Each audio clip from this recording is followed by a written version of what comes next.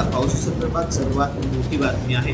राज्यात एकीकडे उष्णतेची तीव्र स्थिती असून काही जिल्ह्यांमध्ये उष्णता लाटेसदृश स्थिती आहे, तर काही जिल्ह्यांमध्ये वादळी वाऱ्यासह पावसाची नोंद होत आहे। दरम्यान वादळी पावसाचा प्रभाव वाढताना दिसत असून यामुळे अनेक जिल्ह्यांना शनिवारी हवामान विभागाकडून पावसाचा इशारा देण्यात आलाय।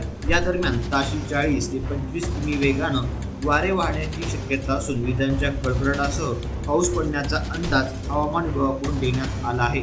म्हणून काही जिल्ह्यांना पावसाचा येलो अलर्ट देण्यात आला आहे। सध्या संपूर्ण देशात मान्सून पूर्व घडामोडींना वेग प्राप्त झाला आहे। उत्तरेच्या राज्यात दिल्ली आणि उत्तर प्रदेशसह अनेक भागात वादळाची स्थिती असून पावसाची नोंद होत आहे। महाराष्ट्रातही अनेक जिल्ह्यांमध्ये वादळी पावसाची नोंद होत असून यामुळे नागरिकांना तीव्र उन्हापासून तात्पुरता का होईना दिलासा मिळत आहे। गुरुवारीही नागपूर आणि सातारा येथे पावसाची नोंद झाली होती। हवामान विभागाकडून मध्य महाराष्ट्र, दक्षिण कोकण, मराठवाडा आणि विदर्भातील काही जिल्ह्यांमध्ये पुढील 2 दिवस पावसाळी हवामान राहील अशी शक्यता वर्तवण्यात आली आहे।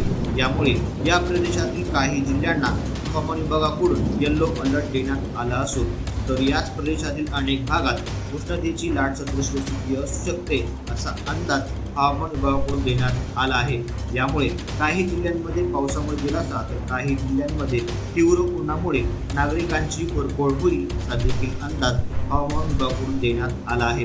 दरम्यान दक्षिण बंगालच्या उपसागरात मोसमी पावसाला अनुकूल स्थिती असून अंदमान समुद्र आणि अंदमान आणि निकोबार बेटांवर 16 मे रोजी मोसमी पावसाचं आगमन होईल अशी शक्यता हवामान विभागानं वर्तवली आहे। यामुळे यंदा पाऊस वेळेवर दाखल होणार असून सध्या त्यासाठी अनुकूल स्थिती निर्माण झाली आहे। 16 मे रोजी अंदमान मोसमी पाऊस धडकल्यास आणि त्याचा पुढील प्रवासात काही अडथळा उभा न राहिल्यास राज्यातही पावसाचं आगमन वेळेआधी होऊ शकतं असा अंदाज व्यक्त केला जात आहे।